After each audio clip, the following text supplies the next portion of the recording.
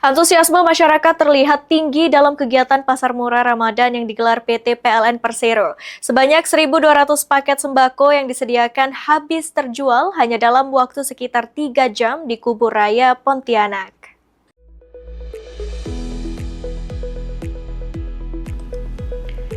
Meski kegiatan baru dibuka pukul 9.00 waktu Indonesia bagian Barat, warga sudah mulai berdatangan sejak pagi untuk mendapatkan paket bahan pokok dengan harga terjangkau.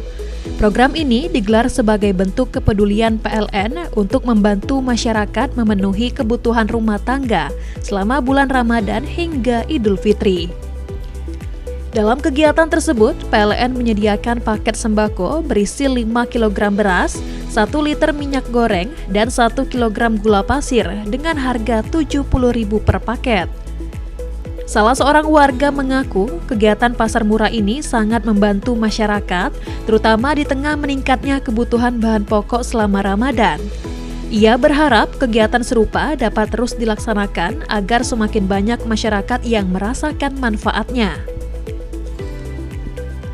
Program ini merupakan bagian dari kegiatan tanggung jawab sosial PLN yang bertujuan meringankan beban masyarakat sekaligus berbagi keberkahan Ramadan menjelang Idul Fitri.